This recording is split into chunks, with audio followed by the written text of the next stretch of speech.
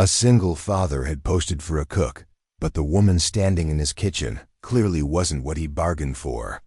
Smoke billowed from every corner of the room like morning fog over broken prairie. The smell of charred biscuits hung thick as storm clouds. Tommy's 8-year-old voice cut through the chaos. Fire! Fire in the kitchen! 6-year-old Rosie stood frozen by the table, flour coating her dark hair like early snow. Tears carved clean paths down her dusty cheeks. The coffee pot hissed on the stove, forgotten and boiling over onto the cast-iron surface. Ezekiel Thornfield burst through the door, his boots heavy against worn floorboards. His eyes swept the wreckage. Burnt bread scattered across the floor. Soup pot overturned, its contents spreading toward the back door. Coffee grounds dusted. The windowsill like scattered earth after a funeral. In the center of it all stood a woman who didn't belong. Her dress spoke of cities and comfort, though soot now stained the dark fabric. Her hands, soft and uncalloused, trembled as she stared at the destruction around her. Zeke's weathered face shifted from panic to bewilderment. The advertisement had been simple. Cook wanted. Experience required. Room and board provided. The woman before him had never cooked a meal in her life. Ma'am. His voice carried the weight of Wyoming wind. Remind me how you answered my advertisement. Her accent drifted like magnolia blossoms on southern air. There seems to have been a misunderstanding, Mr. Thornfield.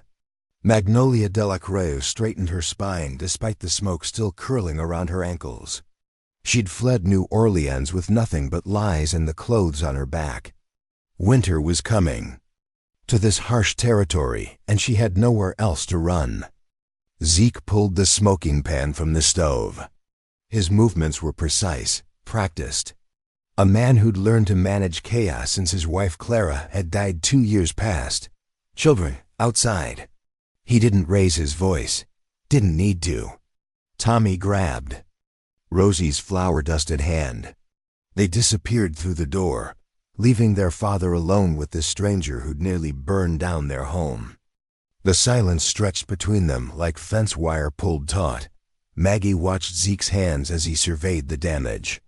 They were honest hands, scarred from ranch work and raising children alone. Not like Henry's soft fingers that had dealt cards and signed papers that weren't his to sign. You can't cook. It wasn't a question. I can learn. My children need feeding, not learning. The words cut clean as a blade. Maggie felt the familiar tightness in her chest, the same feeling she'd carried since discovering Henry's debts.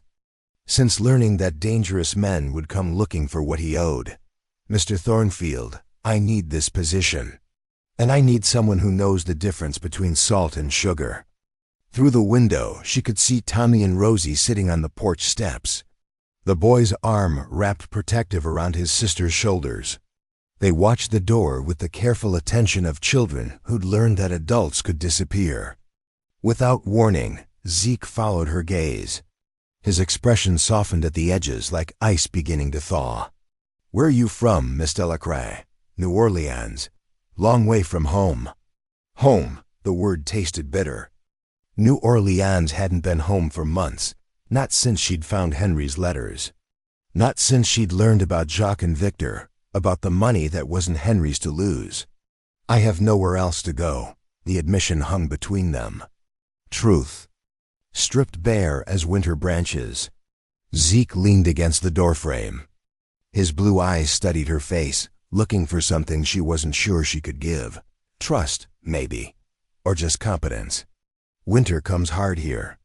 Stage won't run regular once the snow starts. The threat was gentle but real. Leave now or stay. Until spring. I'm a quick learner, Mr. Thornfield.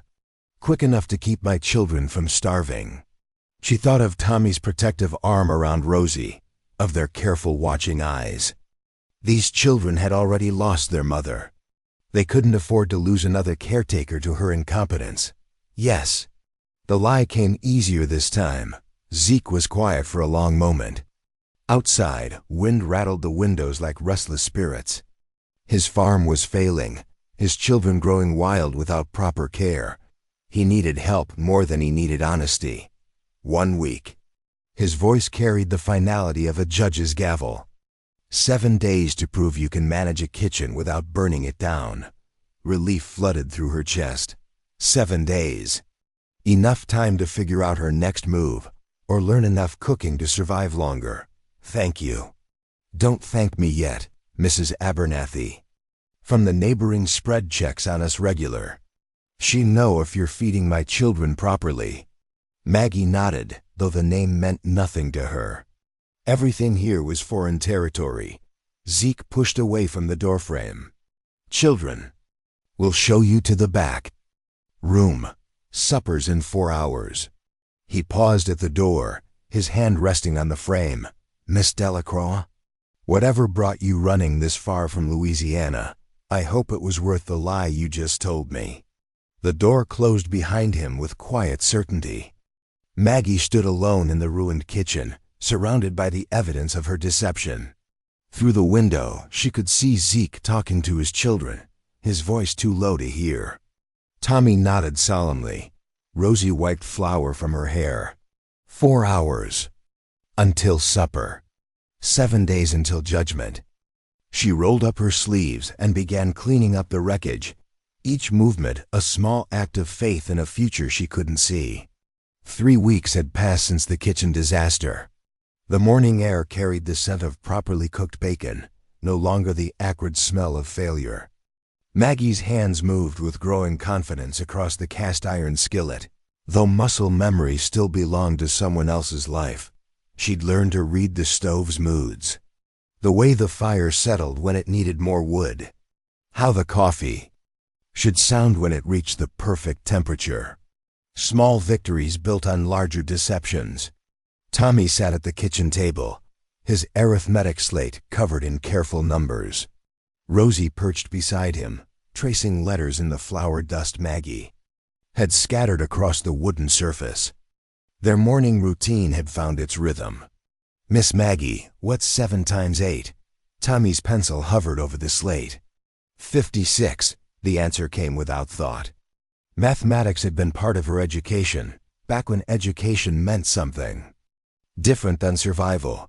Mrs. Abernathy's footsteps announced her arrival before her knock. The older woman entered with the confidence of someone who'd been checking on the Thornfield family since Clara's death. Her sharp eyes missed nothing. Smells proper in here now. She settled into the chair by the window, her gaze taking inventory of the clean surfaces and well-fed children. Maggie poured coffee into a chipped ceramic cup. The older woman's approval felt fragile, earned through careful performance rather than natural ability. Children look healthy. Mrs. Abernathy sipped her coffee. Colors come back to their cheeks. Through the window, Zeke worked in the corral, his movements fluid as he gentled a spooked mare. His patience with the animal spoke of deeper wells of understanding. The same patience he'd shown Maggie when her second attempt at bread had produced rocks instead of sustenance. He's a good man. Mrs. Abernathy followed her gaze. Deserves better than what life's dealt him. The words carried weight. An observation or a warning, Maggie couldn't tell which. Yes, ma'am. Clara was good people too. Came here running from something, just like you. Maggie's hand stilled on the coffee pot. Mrs. Abernathy watched her with eyes that had seen too much to be fooled by surface pleasantries. Running's not shameful, child. Staying to fight the wrong battles is. That evening, after the children had been tucked into their beds, Maggie found herself alone in the main room. The house settled around her with small sounds of contentment. No longer the echoing emptiness of those first desperate days. She'd been cleaning Clara's writing desk, the task assigned by Zeke with careful casualness. The wood-revealed letters, tied with faded ribbon and tucked into a hidden compartment, her cloth had accidentally triggered. The top letter bore Clara's careful script. The words spoke of a woman fleeing an arranged marriage, running toward unknown territory and a man who'd promised to love her without demanding explanations. Zeke had known she was escaping. had welcomed her truth along with her fear. The revelation settled in Maggie's chest like stones in still water.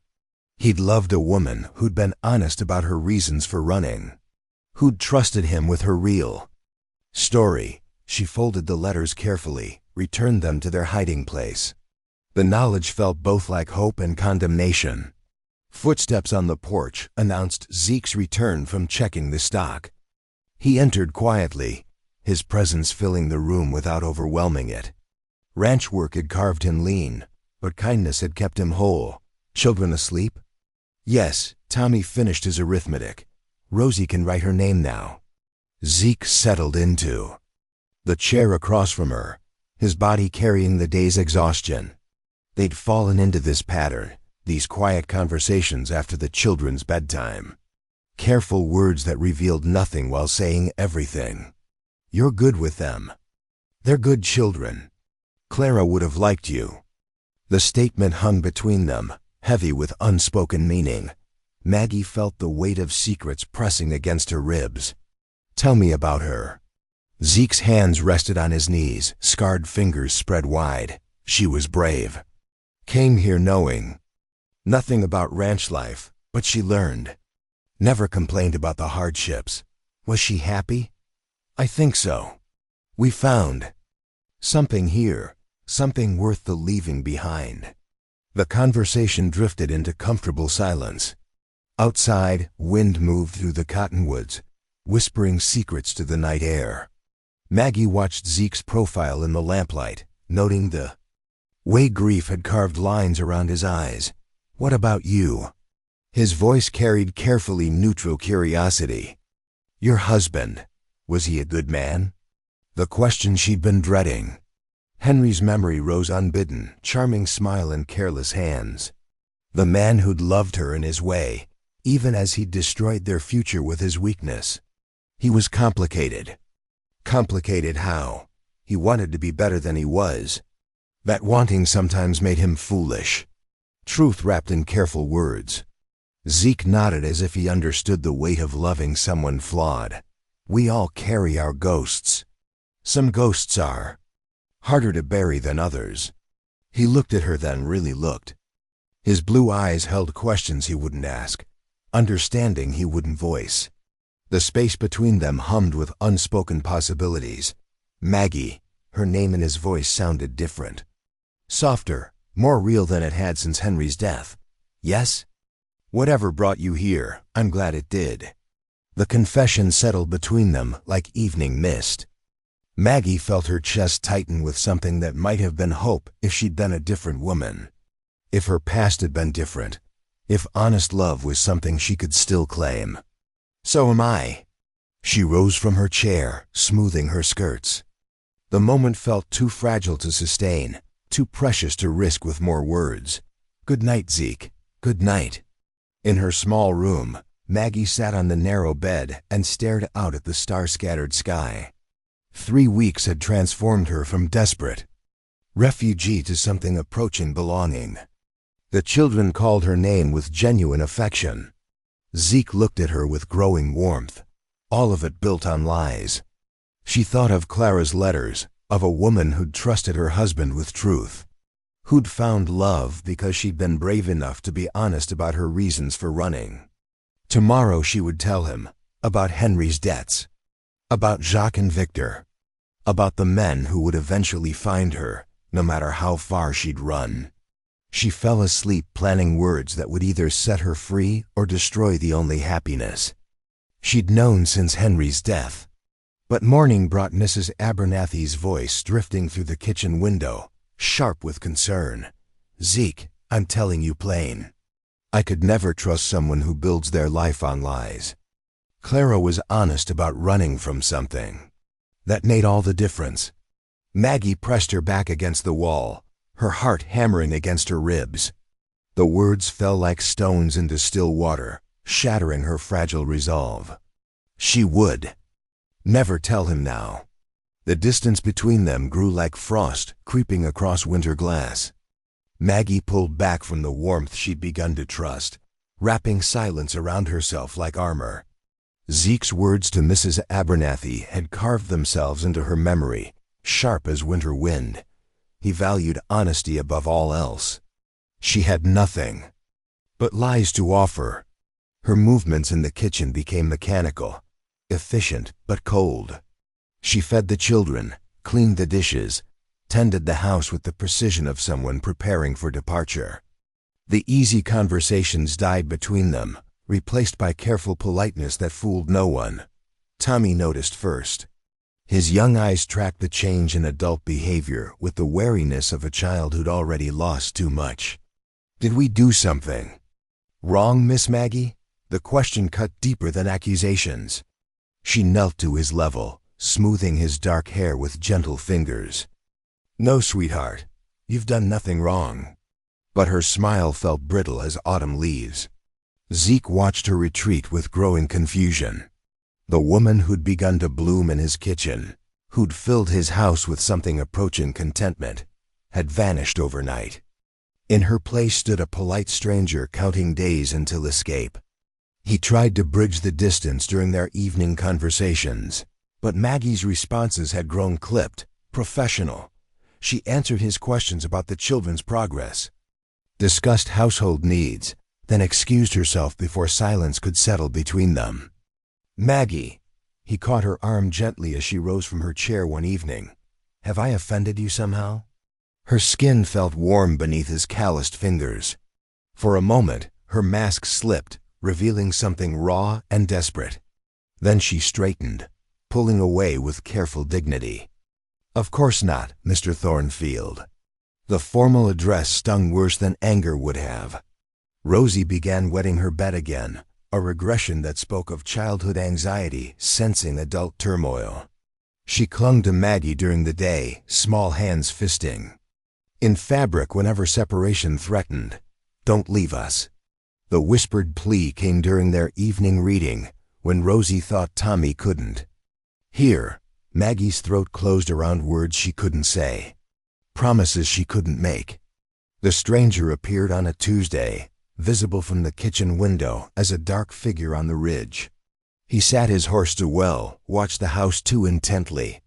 When Maggie stepped onto the porch, he melted back into the tree line with practiced ease. Her hands shook as she returned to bread kneading. The past had found her scent again. 2 days later, Sheriff Crawford arrived with news that settled like lead in her stomach. Strangers had been asking questions in town. Men with city clothes, and careful voices inquiring about a lady from New Orleans who might have arrived on the stage. "Thought you should know." Crawford's weathered face showed concern.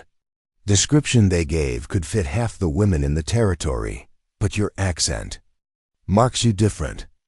Zeke's jaw tightened as he absorbed the information. His eyes found Maggie across the room, noting her pale complexion and carefully controlled breathing. "These men say what they wanted with this lady. Family business, they claimed," said she. "Had something belonged to them." Maggie's coffee cup rattled against its saucer as she set it down. The sound seemed unnaturally loud in the sudden quiet. That night, she made her decision. She sat at the small table in her room, writing careful words on precious paper. The letter to Zeke explained nothing and everything. She thanked him for his kindness, asked him to remember her fondly to the children, told him he deserved happiness with someone who could offer truth instead of shadows. She packed her few belongings into the carpet bag that had carried her from New Orleans. Everything she owned in the world fit easily into the worn leather case. The house slept around her as she prepared for departure. She'd saved enough from her small wages to buy passage on the next stage, though she had no destination beyond away. Always away. Her hand rested on the door handle when footsteps sounded in the hallway, heavy boots against wooden floors. Zeke's familiar tread. Going somewhere? She turned to find him filling the doorway, fully dressed despite the late hour. His eyes took in the carpet bag, the letter propped against the lamp, her traveling dress. "It's time I moved on. Is it?" He stepped into the room, his presence making the small space feel even smaller. "Or are you running?" The words hung between. Them waited with more than simple question. He'd seen through her careful facade, recognized the signs of someone preparing for flight. "Mr. Thornfield, Zeke," his voice carried quiet command. "After everything we've shared, you can call me by my name." Zeke. His name felt fragile on her tongue. "This is better for everyone." Better for who? "My children, who wake to find." Another mother figure gone. "Me, wondering what I did to drive you away. Or you, running toward God knows what." She lifted her chin, trying to summon dignity. "Some things can't be fixed by staying. And some things can't be fixed by running." The words echoed with personal knowledge. He'd loved a woman who'd run toward something instead of away from it. Who'd chosen trust over isolation. "You don't understand." "Then explain it to me." The simple request nearly broke her resolve. She wanted to tell him everything. About Henry's weakness and her own guilt. About the men hunting shadows of debts she couldn't pay. About loving him too much to bring danger to his door. Instead, she picked up her bag. "I can't or won't." Before she could answer, Tommy's voice cut through the tension, small and frightened, calling from his bedroom. "Papa? Miss Maggie?" I heard voices. They stood frozen, listening to bare feet padding across floorboards. The boy appeared in the doorway, rubbing sleep from his eyes. His gaze moved from his father to Maggie's packed bag, and understanding dawned in his young face. "You're leaving." Not a question.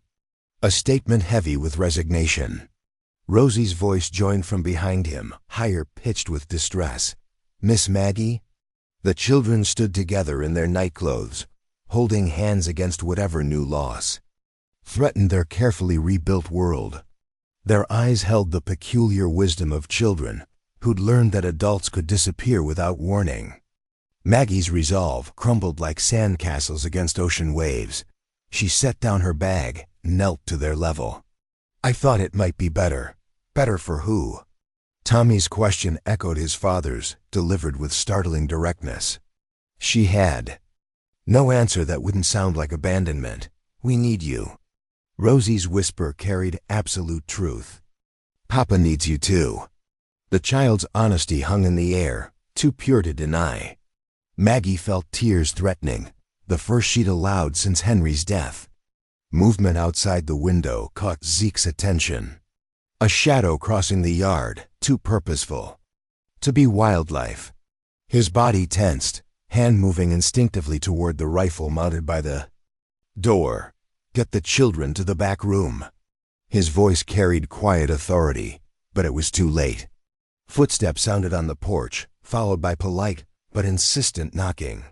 The sound of men who wouldn't be denied entry. Maggie's past had finally arrived at Zeke Thornfield's door. The knocking came again, patient but insistent.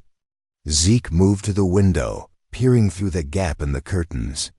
Two men stood on his porch, well-dressed despite the late hour. Their posture spoke of city, breeding, and uncomfortable purpose. "Mrs. Delacroix." The voice carried through the door, accented with familiar New Orleans cadence. "We know you're in there. We just want to talk." Maggie's face had gone white as winter sky. She pressed her back against the wall, one hand covering her mouth to stifle the sound of her breathing. Zeke looked at her, then at his children. Tommy had wrapped his arm around Rosie's shoulders, both of them watching the adults with frightened eyes. "Papa?" Tommy's whisper barely disturbed the air. Zeke made his choice. He opened the door, his frame filling the entrance. The rifle remained within reach but untouched. Two men stood before him, their resemblance to each other unmistakable despite different builds. Brothers by the look of them. The older one removed his hat with practiced courtesy. "Mr. Thornfield, I'm Jacques LeBlanc. This is my brother Victor. We're looking for our sister-in-law." Behind him, Maggie stepped into view. Her chin lifted with desperate dignity, though her hands trembled against her skirts. "Jacques, Victor." Her voice carried weary resignation. I wondered when you'd find me." The younger brother, Victor, studied her with sad eyes. "Magnolia, you look well. What do you want?" Jacques stepped forward, his manner more businesslike than threatening. "What Henry took from us. What he sold to pay his debts." Zeke moved closer to Maggie, his presence solid and protective. Tommy and Rosie huddled together near the doorway, watching with the wide eyes of children witnessing adult mysteries. "I don't have anything." Maggie's words came out steady despite her fear. "Henry left me with nothing but his debts and your hatred, not hatred." Victor's voice carried unexpected gentleness.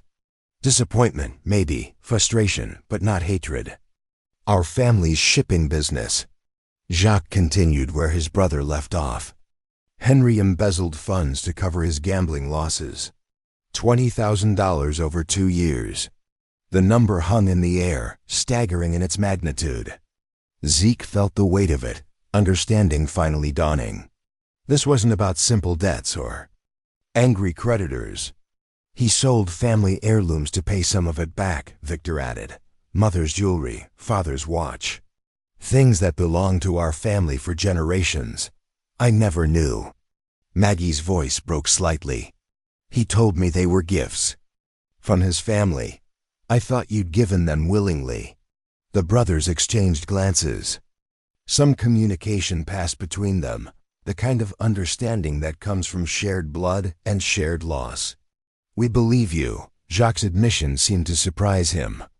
"You were always too honest for your own good. Henry knew that about you." Zeke stepped forward, his voice cutting through the family drama with quiet authority. "What do you want from her?" "Information," Victor answered. "Locations of the pieces he sold. Names of buyers if she knows them. We're not trying to collect blood money, Mr. Thornfield. We're trying to recover what's left of our family's legacy. I don't know where they are." Maggie's shoulders sagged with exhaustion. "Henry handled all the finances. All the arrangements. I was just his wife." The admission hung heavy with personal failure. She'd trusted blindly, loved without question, and been left to pay for ignorance with fear and flight. Tommy's small voice cut through the tension. "Miss Maggie takes care of us now. We take care of her too." The simple declaration from a child carried more weight than adult arguments.